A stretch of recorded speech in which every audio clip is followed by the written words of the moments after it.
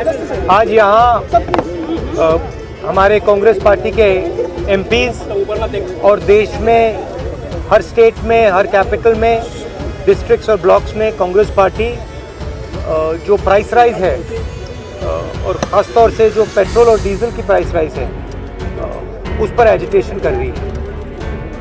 पिछले 10 दिन में 9 बार पेट्रोल और डीजल के प्राइसेस बढ़ाए गए और इसकी चोट डायरेक्टली सबसे गरीब मिडिल क्लास लोगों को पड़ती है। हमारी मांग है कि ये जो प्राइसेस बढ़ती जा रही हैं, महंगाई बढ़ती जा रही है और जो पेट्रोल और डीजल के दाम बढ़ते जा रहे हैं, इनको सरकार कंट्रोल करे और पेट्रोल और डीजल के दाम बढ़ाना बंद करे। तो इसलिए हम सब यहाँ आए हैं।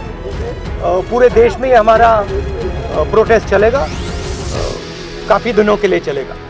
ये हमारा मैसेज है। सर, जिस तरह विधानसभा चुनाव in English, we can see that petrol and diesel prices are climbing rapidly. Government is making thousands and thousands of crores from this.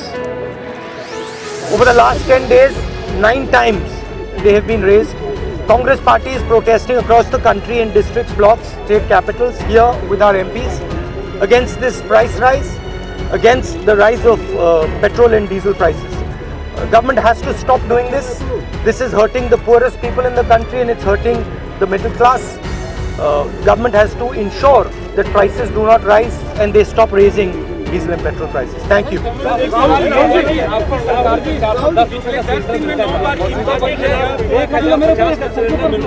Modi सरकार ने चुनाव के वक्त तो नहीं बढ़ाया, किस तरीके से इन लोगों की मंशा है?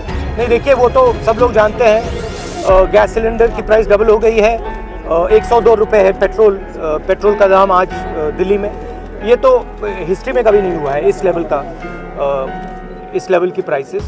और सरकार का बड़ी सिंपल सोच है कि जितना भी पैसा गरीबों से निकाला जा सकता है उसको निकालो और 2, 3, 4 बड़े उद्योगपतियों के हाथ कर दो। तो यही बेसिकली प्रोसेस यही चल रहा है। फ़ायदा किसको हो रहा है? फ़ायदा जो सबसे बड़े अरबपति हैं 2-3 उनको हो रहा है। और नुकसान किसका है? नुकसान गरीबों का है, मिडिल क्लास का है और जो आम जनता है उनका है। ऑब्वियसली चुनाव से पहले ये नहीं कर सकते।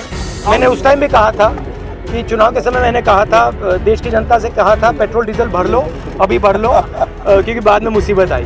Thank you.